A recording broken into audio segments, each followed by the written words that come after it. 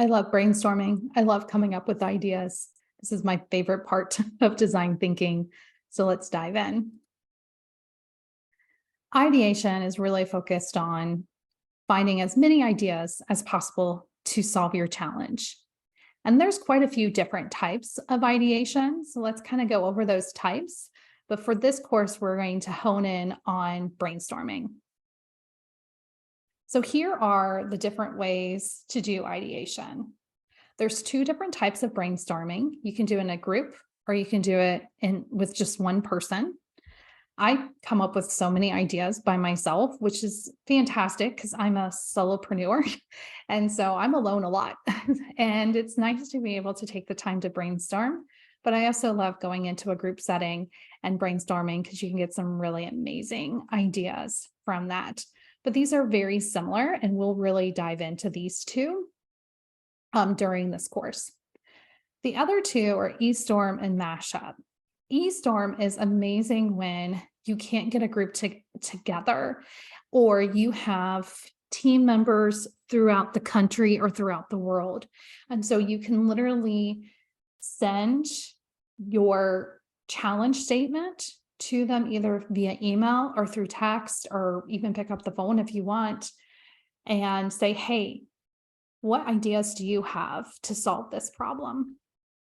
And then all of a sudden you're getting all these amazing ideas through email or through text, and they're coming from all over the country or all over the world. And so you're getting a lot of different perspectives. So this is a really cool way to make sure that you're including people throughout your team or throughout your company on helping you with solving a challenge. I'm a big fan of Mashup because this really makes you kind of get out of your comfort zone, and it's really outside the box. So Mashup is very similar to brainstorming, but it's really, kind of to that next level.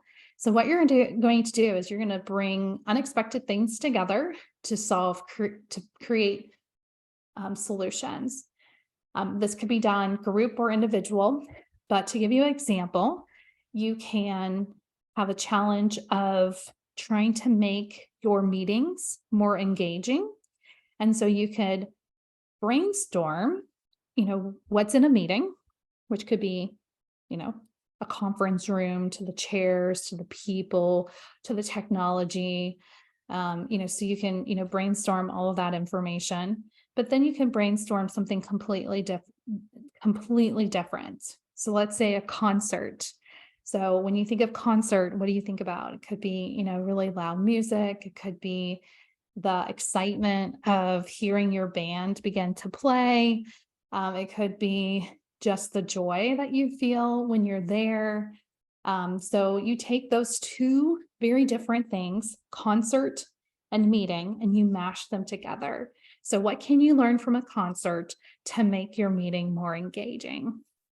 I actually did this when I was getting my certification through IDOU. And the idea I had was that there was a song that would be playing right before the meeting starts to let everybody know the meeting was starting. One of the things I get so excited about when I'm at a concert is when I'm, at the concession stand getting my adult beverage or getting pretzels or whatever, and all of a sudden I hear my band playing and I'm like, I got to get there. I got to get there as fast as possible because I'm so excited to hear them and to see them playing. And so it's taking that excitement from that concert and putting it into a meeting by, choosing a song that really gets you going and gets you excited. So that's Mashup. But let's dive more into the brainstorming. So I'm going to kind of talk about how you can set this up. So first off, you want to make sure you have your challenge statement because that's what you're going to be brainstorming. You want a space with no distractions. So if you're doing this alone, you might want to, get into a room that you can close your door. Or if you're doing it as a group, you want to make sure that you're maybe in a conference room. You might want one that doesn't have windows so people can't get distracted. You absolutely want a timer because you want to keep this on track. You want Post-it notes, markers. It might be a collaboration technology if you're doing this virtually. but you want to make sure you have something you can write all your ideas on. And then you want to know how many minutes you want to brainstorm. As an individual, I usually brainstorm 1 minute to 5 minutes. That's really all I need to be able to come up with maybe 10, 15, 20 ideas. As a group, everyone's different as far as like how long it's going to take them to get their juices flowing and coming up with ideas. So you might want to do about 15 minutes, or maybe break it up and do 5 minutes, debrief, do another 5 minutes, debrief, another 5 minutes, and then you have a plethora of ideas to review. Now, there are some rules when it comes to brainstorming. One, defer judgment. You do not want anyone feeling like their ideas are horrible or you don't like them. It really will not give them the feeling that they want to provide you ideas moving forward. And you want as many ideas as possible. I always say the good, the bad, the ugly.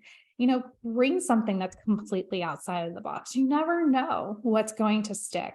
So be willing to write down anything that comes to your mind. I do want to stay focused on the challenge. You don't want to all of a sudden start having ideas about something else. So really keep it focused on that.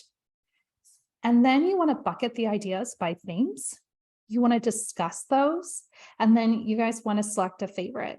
If you're doing this on your own, you can do this yourself. You could throw it out to your network and say, which one do you like better? And then they're helping you make that decision. If you're doing it as a group, you want to vote. You want to make sure everyone has the same voting capabilities. If you are a leader, I would vote last because you do not want to put any bias into what your team is selecting. So you want to make sure that everyone feels comfortable with choosing the ideas they like. Something else you can think about when you're brainstorming is maybe an idea is not working for you. And instead of saying no, say yes and. Say yes and you can bring an idea to the table. No's really can be very negative. And again, it could kind of feel like you're deferring that judgment. So I have a template for you to use. This is a template you can use as a team or as an individual doing brainstorming. So let's review it. It's pretty simple. You have a spot to put all your ideas, and then you get to write down how many ideas you have. It's really fun to see how many ideas you can come up with.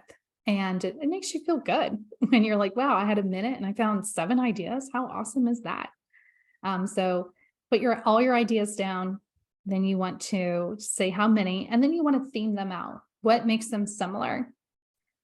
So bucket them in the themes. You can literally just write your themes here and then highlight them based off the color of the theme if you want. And then you want to pick probably up to 5 ideas. If it's a group setting, you all vote. Individually, you can make this decision, or like I said, share it with some key people and have them vote as well. And then you want to select your idea.